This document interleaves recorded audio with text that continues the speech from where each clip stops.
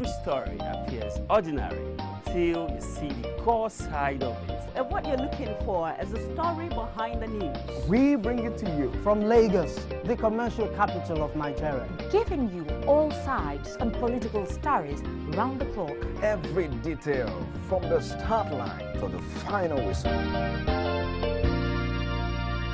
Core TV News, expanding your view.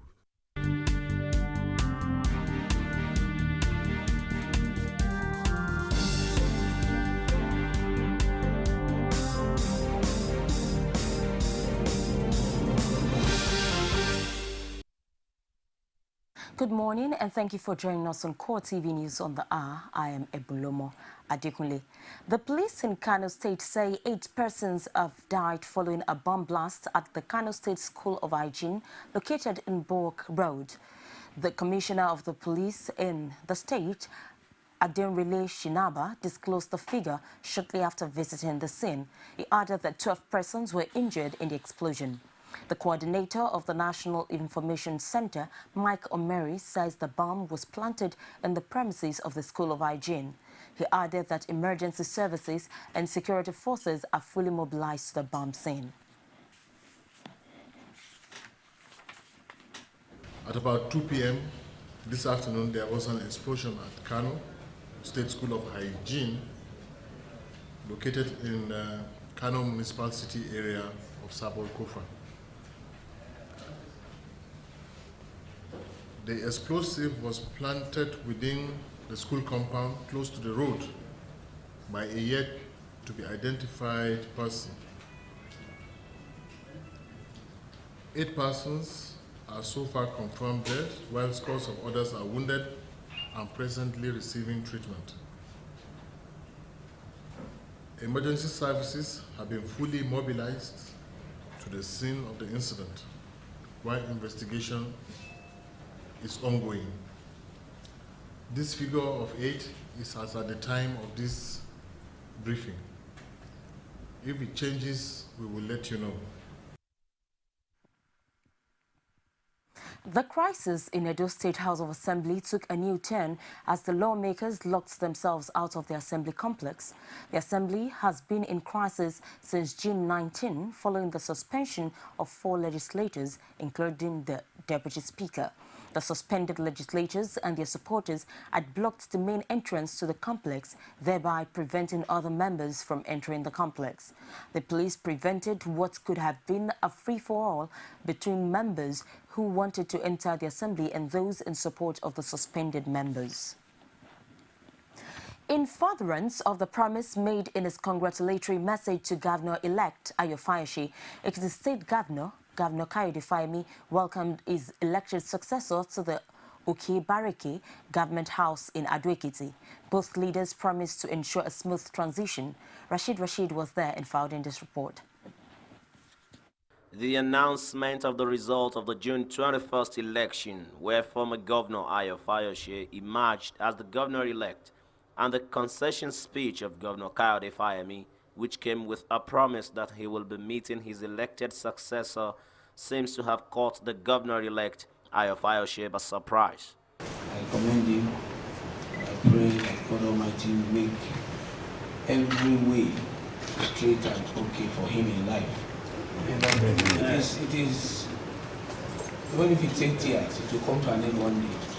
Even if it's 20 years, but the spirit behind it all is, let us move forward. Responding, Governor Fayemi says his action was born out of his respect for the wish of the people and adherence to democratic principles.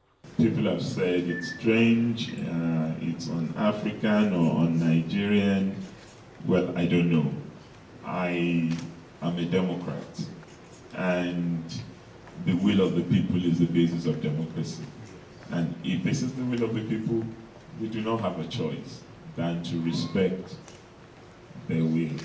They both agree to work together for the interest of all Ekiti people and to ensure a smooth transition process. After now, both sides will set up a committee that will begin to work in earnest towards ensuring that the government transits seamlessly from the current one to the next. I am to equally ensure that we have a smooth transition and continue to give him right of place like every other leader in the state, because yet unborn children of this state will still be governor after us. With the matured handling of the Ekiti post-electoral process so far, it is hoped that this will be a continuous exercise for the 4 months period until October, when the governor is expected to hand over to his successor. Rashid, Core TV News, Ado Ekiti. Chairman of the Board of Trustees of the People's Democratic Party, Tony Anene, has commended the outgoing governor of Ekiti State, Kayode Fayemi, for accepting the outcome of the just concluded governorship election. Anene, who made this known in a statement issued in Abuja, says Fayemi demonstrated a rare spirit of sportsmanship by his action. He specially commended him for not only conceding defeat, but also offering to work with a successor to move the state forward. Anene added that it is quite significant that for the first time in the annals of Nigeria's election in the Fourth Republic, allegations of rigging, violence and other malpractices did not feature in the conduct of the just concluded governorship election. Nigeria police have reviewed its performance in the just concluded Ekiti governorship election, vowing to improve towards the 2015 general elections. Rashid has more on this story. The peaceful conduct of the June 21st governorship election and the handling of the post-election period by political gladiators have paved way for easy review.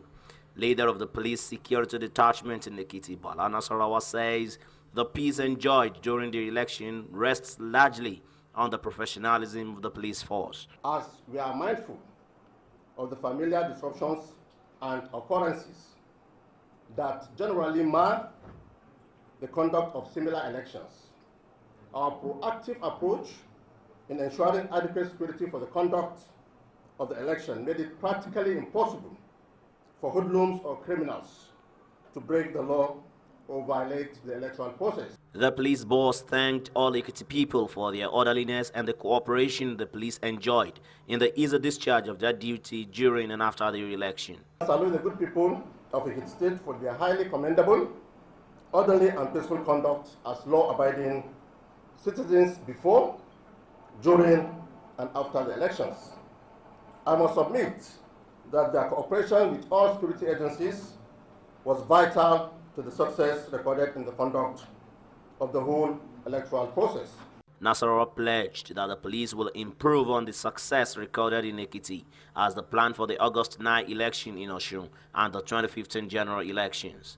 He vowed to deal with anyone who wants to foment trouble in Ekiti, saying that the Nigerian police is still on ground. On behalf of the Inspector General of Police, I wish to emphatically state that the standard witnessed in the conduct of a peaceful and orderly Ekiti State governorship election 2014 should be considered by all as a demonstration of the commitment and readiness of the Nigerian police force in ensuring the conduct of a very peaceful, credible, and acceptable 2015 general elections. The Nigerian police has raised the standard with its conduct in the just concluded Ekiti election.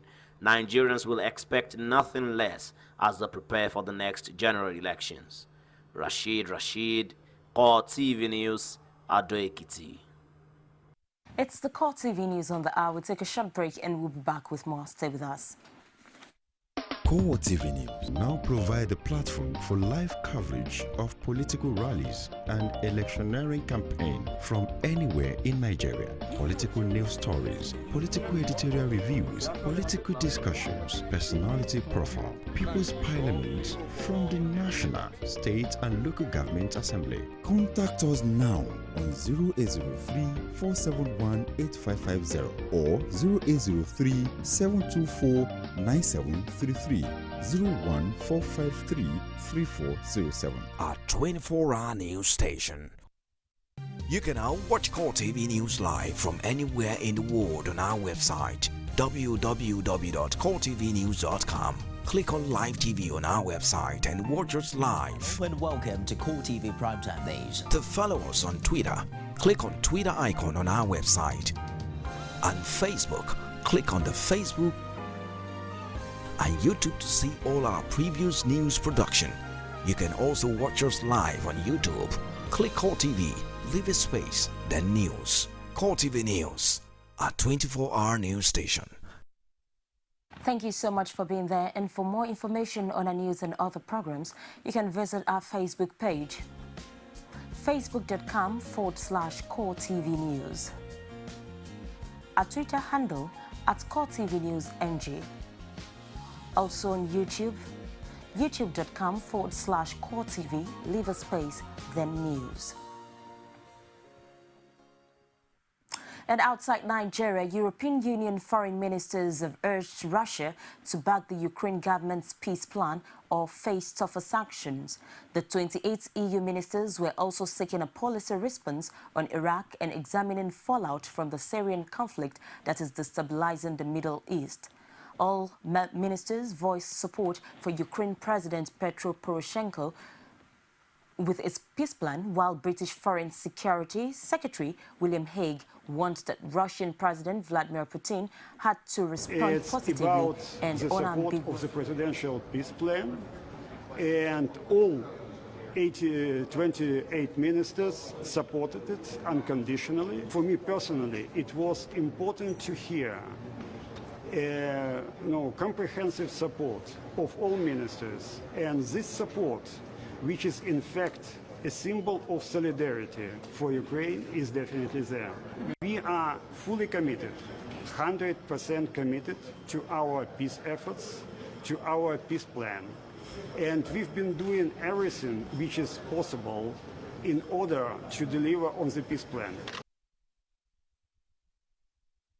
And that's all we have for you for this time. Join us again, top of the hour. For more, we'll take a short break and Core Digest starts in earnest. Thank you for being there. I am Ebulomo Adekunle.